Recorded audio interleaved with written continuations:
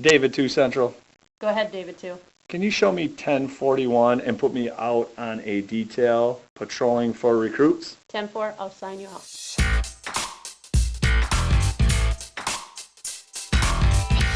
All right, we are back with another episode of Patrolling for Recruits, and today we are going to talk about laterals in law enforcement, specifically lateral transfers that we, the Holland Police Department, have gotten from other agencies. And we're going to dive into the process of what it was like for these sergeants and officers to transfer from another agency over to Holland PD. We are going to talk about what you can expect if you're thinking about laterally transferring from another agency. And we also will have Sergeant Grant Bly with us, who transferred from out of state, to talk about the different things that he had to go through in order to transfer over to Michigan. So the three officers that we have with us today are Sergeant Grant Bly.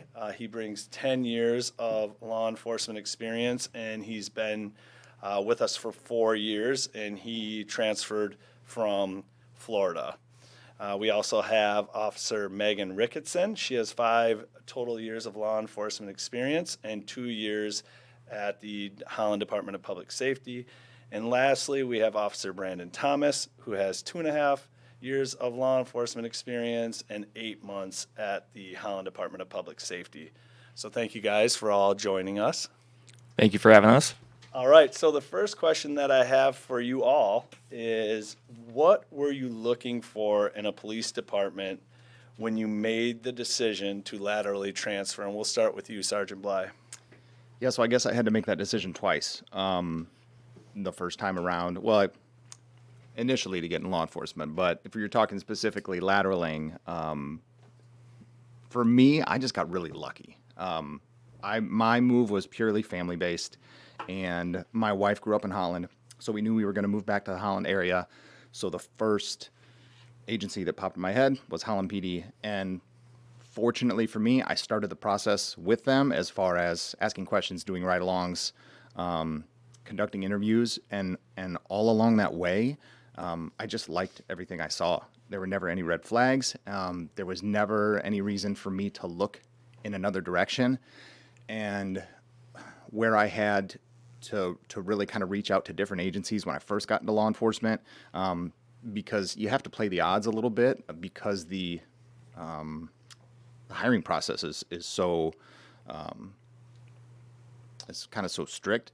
Coming in with experience, I figured I'd have a little better chance with going for the first agency that I went for. So in getting with Holland, I got here, and everything that I saw along the way matched up with my work experience since I've been there. So it was a little bit lucky for me.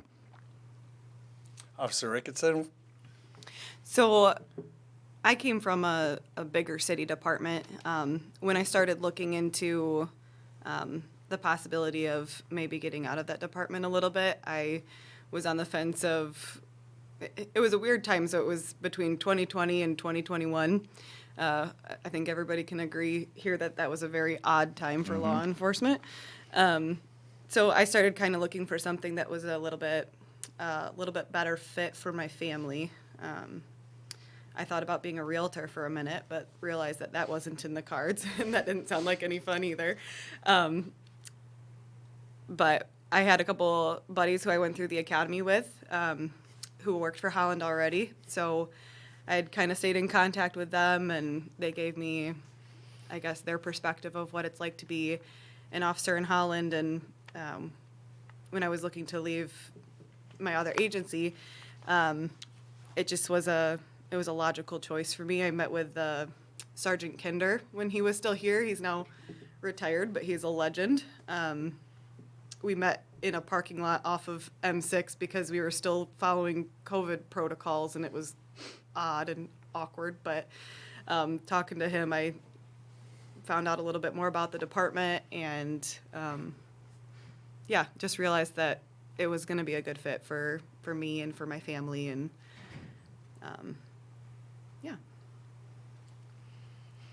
All right, so I guess I was looking for more of a quality of life improvement, both for family side and for work-life experience. Specifically, like I worked for an agency and I drove an hour and a half one way to get to work every single day. So on top of a 12-hour shift, you're talking a 15 or 16-hour day.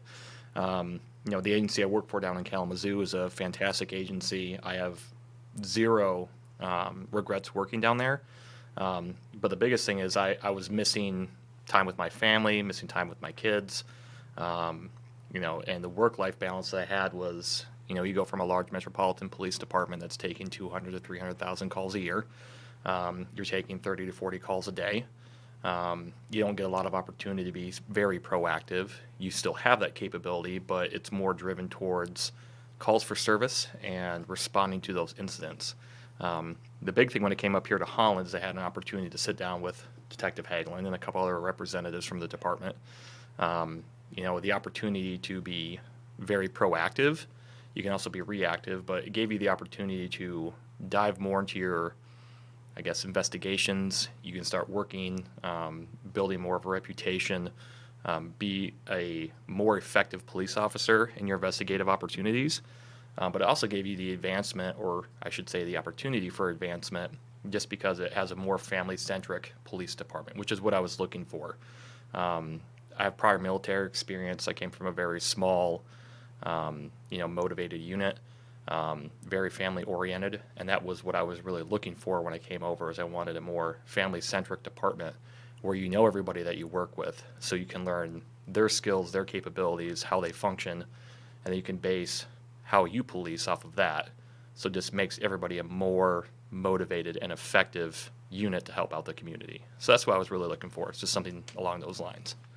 Thank you for that. And once again, we're here talking about laterals in law enforcement, specifically if you're interested in lateraling from another agency to Holland PD. We're here with Sergeant Bly and Officers Thomas and Ricketson. So the next question, I just want you to think of one thing. What did Holland, I would imagine I've never laterally transferred to another agency, but I'm just listening to you guys talk and thinking that if I were to do that, it would be maybe a little bit intimidating, could be a little bit scary because you don't know what you're diving into. What specifically did Holland do to maybe eliminate any fears that you all had of coming here from another agency? So I think fear number one, and it popped in my head now, and it popped in my head when I first started thinking about moving our family up north here, and that was being careful in between, because especially because I was at an agency that I really liked, but being careful in wanting to reach out and ask questions about a new agency, and at the same time still having to work with your other agency. A lot of people don't know the law enforcement application process can be anywhere from 6 months to a year, depending on when they have openings and when the academies are, and different hiring dates, and how long it takes for the different trainings. So there's a good length of time from when you're interested in an agency, when you first start that process, to when you would actually be hired. So I first, and same as with Megan, I first reached out to Sergeant Kender, and shot me an email back, said, hey, let me know when you're in town. We'll set you up with a tour and a ride along, see what you think. And I was also very careful at first to say, hey, I am still employed with my current agency, and they were just very understanding of being careful with, like, there are certain things that you're required to provide them, from proof of your work hours, and anything that would be troubling looking in your file, like that has to come up eventually. But they were just very good about communicating and being like, okay, we'll get you through the parts of the process that we need to, with just you and I, just with Holland, just with me. And then when we need to involve your current agency, we will. And when it gets to that point, then, it is what it is. You'll have to have that conversation on your end, and you should do that before anybody from Holland would reach out to them. But they were just really good about understanding that and keeping that communication just where it needed to be until it was kind of time to fully commit to that transfer. So I guess one of my biggest fears was just starting from scratch again. I really did enjoy my previous agency, and I foresaw being there until 25 years of service, until I retired, but that's not quite how the cards played out. So when I started looking into other agencies, and I did look into a lot of different other agencies, just to do my proper research, I guess. But my fear was starting over and then not being happy where I landed. So I did a lot of work on the front end to make sure that Holland was a place that I felt comfortable. And pretty much right out the gate, I felt like it was home. Like everybody who I met was so friendly, and it felt like my way of policing just felt right with, I guess, how Holland does everything. So that kind of helped alleviate my fear of just starting from scratch, because when you come on with years of service, it feels like you're starting from square one, meeting all new people and trying to, I don't know, get your bearings about you in a new city and everything. So when I came here, I had a lot of people basically come alongside me and help get me where I needed to be, and I felt like that process went pretty quick, where I felt like I got settled into the department and basically found a family again, and it was a nice transition. It worked out really well.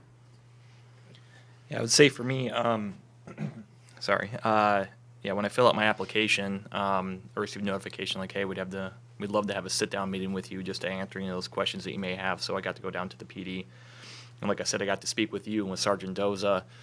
Captain Mulder came in and kind of alleviated some concerns that I had, and I had a whole list of questions I wanted to ask about, because I'd been used to policing in the way that I was working before at my previous agency, but I was more focused on that small unit mindset, that family-oriented policing, working together as a whole team, as opposed to you have 250 officers depending on what you want to do. But yeah, I mean the department was very open about every question that I asked. As it could be as simple as like, hey, what kind of uniforms do we utilize? What kind of cruisers do we have? To, how does it work if, I have to go away on military time? What opportunities do we have for the family? Very open about every single question that I asked, and they had an answer for every question that I asked. Even got to the point where they provided policy to me, like, hey, this is how we expedite our policy. This is how we, pay scales, everything like that. This is how we work on our shifts. This is how we do shift bid. Every question I had a question for, they provided a very clear, concise, honest answer. They gave me the opportunity to walk around the department, got to do a ride along, got to ask as many questions as I wanted to.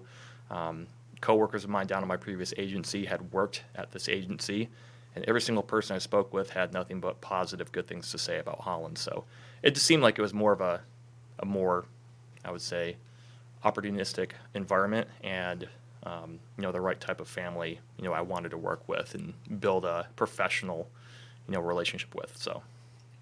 Good. All right. I'm going to ask some specific questions for each of you here, and I'm coming back to you, Officer Thomas, on this one, because Sergeant Bly here has already been promoted, and Officer Ricketson, she's kind of the jack of all trades. You're kind of involved in everything. So I want to come to you for this.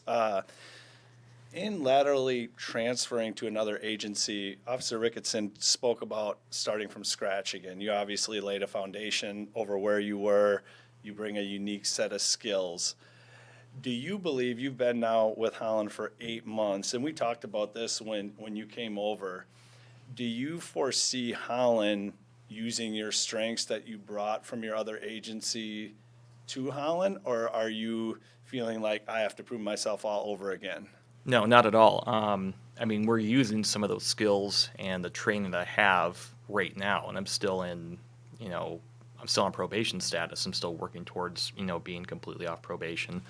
The previous department I worked for, we were triple certified as police, fire, and EMS. So, and in my military background, we have a lot of medical training and expertise, and some other tactical training that we may have in skill set.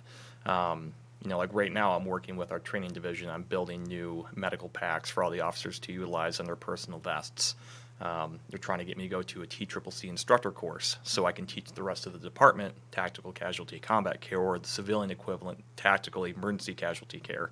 So I mean, that's a huge opportunity right there. They're using that. They're asking questions. They're asking your opinion. They want to make everybody better and safer and more trained. Some of my military training that I have and expertise come from a very, very unique background in the service. Not a lot of departments utilize that, but it doesn't mean it doesn't give me the opportunity to build that program from the ground up and bring that to this department to add more capabilities to our specialty units to do so.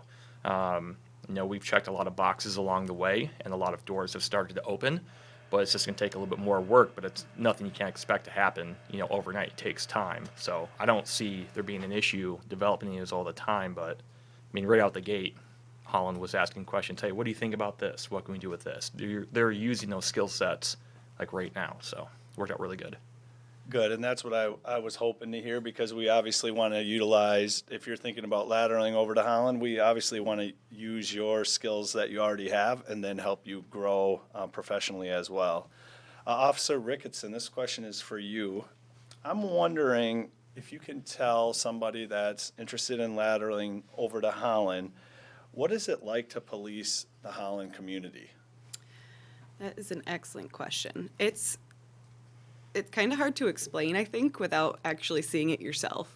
Because like I said, I did come from a bigger agency, which had a lot more calls for service. But I haven't found that I've been overly bored. You get a little bit of everything at Holland. You have the neighborhoods, you have the downtown area, more of a commercial district, and kind of everything in between. We have a lot of different resources that we can pull from, which makes it easier to patrol in general. When you have so many different resources, it's slow enough some days where you can be proactive and you can find your own fun or whatever you need to do if you're into traffic or surveillance or whatever you like to do. A lot of days you'll have time for that. Some days we're called to call to call. We're busy in the summer. But there's always time to solve problems with your team. I think that's one of my favorite parts, is that when you do work on a team, you guys can kind of sit down and figure out what you're going to tackle in a day, rather than being so swamped with calls that you don't have time to breathe or time to actually address any relevant issues. So I think that's probably one of my favorite parts about it. Good. All right. So we're going to switch gears here with Sergeant Bly, who, like I said earlier in this podcast, transferred or laterally came from Florida. So we're just going to talk quickly about how he went through that process. I get a lot of questions, Sergeant Bly, on what are the steps that you have to take when you're transferring from out of state with MCOLs and things of that nature. So I'm just going to ask you a couple quick questions on your process. What was the first step that you took when you were coming from Florida to Michigan? The first step I took, and it may not be the first step for everybody, but I reached out to the agency first. Like I'd mentioned earlier, I kind of knew where I was going to live. It's kind of different. I think when you're transferring from within the state, you can probably pick and choose from a few more different agencies. You're more familiar with the area. You can maybe kind of cluster look at agencies, but you got to be really specific and certain when you're picking up an entire life and moving it across the country. So my first step was I reached out to, as I mentioned earlier, to Sergeant Kender, and he just kind of got me set up with a tour and a ride along, and it wasn't a real heavy like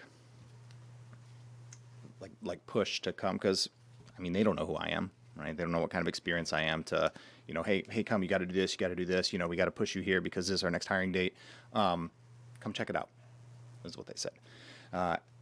Once I got done with that, I said, hey, this is looking good. I just had a more in-depth conversation with him, conversations with other administration at the department, excuse me, and then they told me what the next steps were from there, from an official certification standpoint. So they said, here's your link, here's your website. What you're going to probably have to do is apply for your recognition for prior training and experience. And as you go online, if anybody's listening that is going to do an out-of-state lateral transfer, that's what you're going to be required to do. So it's an evaluation by the state, by MCOLS, to basically apply to be a police officer in the state of Michigan, even though you're already a police officer. So they have to look at what training you had when you initially went through the academy, whatever state you came from, how many hours you've worked, and just the other questions that they have listed on that application.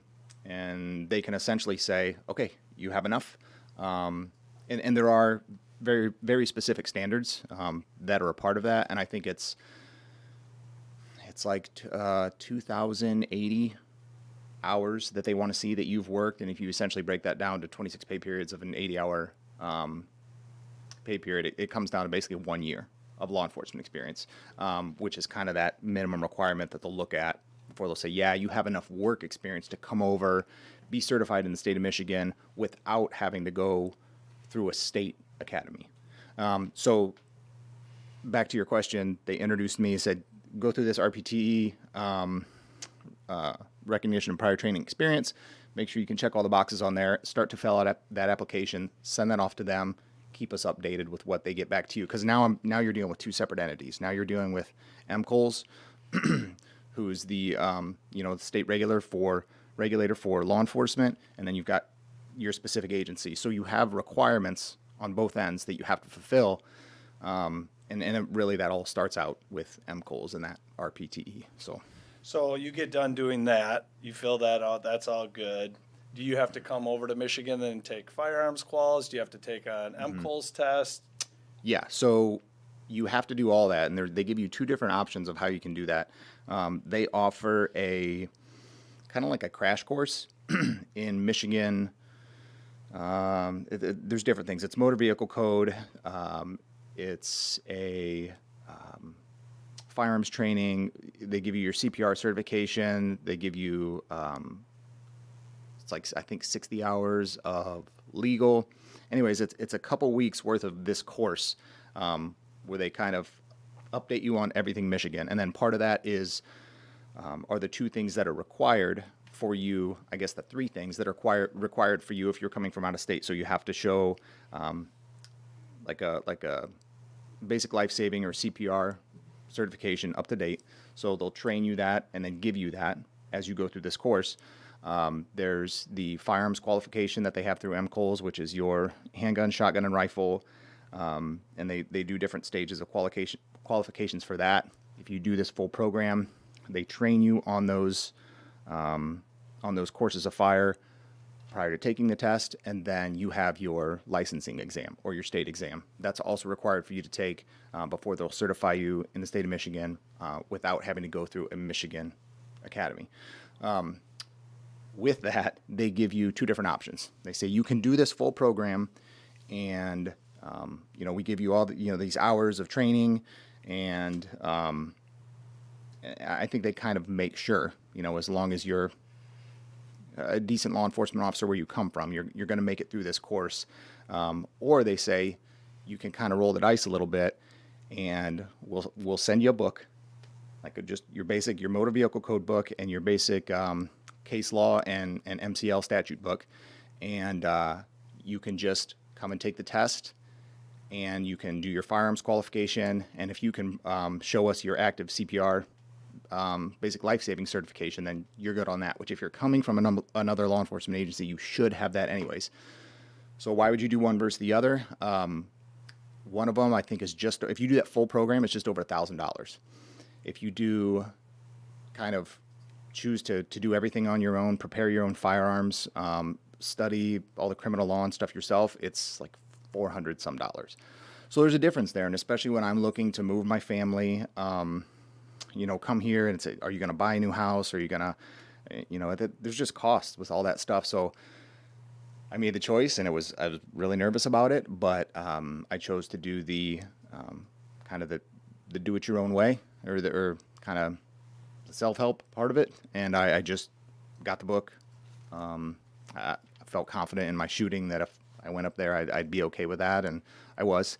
And really, it was the licensing exam that was kind of the biggest unknown because I mean, there's a book, that's, or if you combine both books, it's, 6 or 8 inches thick of material that they could ask you anything in there. But I did a lot of studying and a lot of prep for that, and everything worked out. So I can't speak to that full program.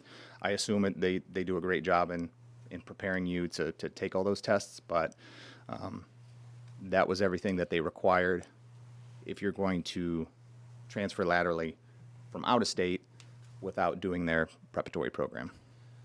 And real quick, where would you tell somebody to go to find this information that you just explained? I can give you the exact website, but honestly, it's easier. Everybody Googles everything. So if you just do MCOLS RPTE, Michigan recognition prior training experience, it'll take you right there. And then all those links pop up, and they're going to start you off with just that basic application to. Thank you. Thank you for that information. Real quick, again, we're laterals in law enforcement here. We're with 3 officers that lateraled to Holland. This is the last question, so in a minute or less for each of you, we're going to start with you, Officer Thomas.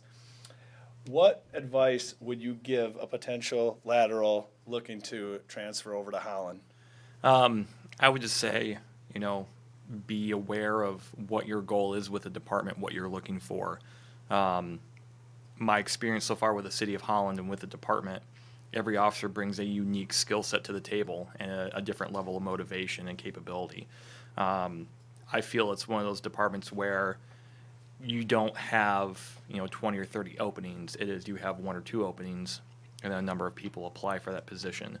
What do you bring to the table to help advance our skill set and make more opportunities for the department? It's that type of very close-knit community. They expect, utmost professionalism and performance. You just have to be willing to set yourself apart and be aware that you're working with people who all exceed expectations in every aspect of the job. So that's the biggest thing, is just come in motivated and be prepared and know that when you cross over, you're going to be working with some of the best law enforcement professionals I've ever worked with. Thank you. Officer Ricketson, what advice would you give to a lateral?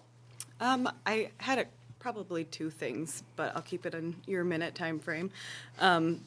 My first one would be just start the process by talking to somebody on the recruiting team.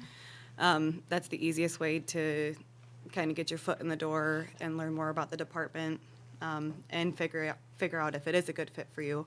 I think as a recruiting team, we do a really good job with making sure that people who end up in Holland are right for it, because we don't put all this time and effort into recruiting somebody who we don't think is going to fit in well, who's either going to be bored or overwhelmed, I guess, in Holland. So I think we do a really good job at making sure that this is the right place for especially lateral transfers. The second, which is something that I personally did, was I kind of found a mentor from my previous department, who I talked to when I was looking into leaving that department in general. I wanted to do my best to leave on good terms because if anybody's left a department, they know that it can sometimes be like walking on eggshells. Like you don't want to make your department mad and then give them a reason to badmouth you to the next department you're looking at. And I think finding somebody who you trust, who you can talk to, who's not going to blame you for looking somewhere else, as long as you're doing it for the right reasons. Like I said, mine was basically family, that I was looking to have a better fit for a department for me, for my family. So I kind of found a mentor who was my go-to with any questions, and just made sure that I was doing kind of all the right things for the right reasons. Good. And lastly, Sergeant Bly. Do your homework. It's a blanket statement that entails a lot more than going on a website and saying like, oh, hey, that's, here's the cool flashy things that they can do, because everybody's going to paint themselves in the positive and best light. So call the agency, talk to multiple officers from there, talk to people in the community. It's a lot of work, but maybe even before that, you need to figure out what's the most important to you. And as it's a little easier for somebody that's transferring lateral because you're likely a little bit older and more mature. But if you're first getting into law enforcement, it's tough because everybody's like, I just want to be a cop. I knew I wanted to be a cop. I want to go catch bad guys. I want to go help people. And that's, for a lot of people, that's it, especially during a time when it's tough to get into law enforcement. Now it goes and it ebbs and flows. Hiring is a little more available now. But talk to multiple people because you never know if you're going to catch one person at one agency on one day that just is, that's only one opinion. You're going to call, there's 3 different people here that could give you 3 similar, but still different perspectives on the agency. So you got to figure out what's most important to you, see if that agency offers it or if they will nurture it, and then make sure that when you talk to people that you're getting an overall view of things and not just one perspective, so you can really have enough to evaluate your decision, because it's going to be a big decision. It's going to affect the rest of your life. Awesome. Well, thank you to all of you for coming and talking about this you. topic. Thank you. Thanks for And having if us. you're looking for more information, you can reach out to me, Detective Sergeant Hagelin, 616-355-1758. And if I cannot answer your question, I can hook you up with these 3 individuals here who will have all the information that you will need. But for now, for Patrolling for Recruits, we'll be signing off. We'll be 1042.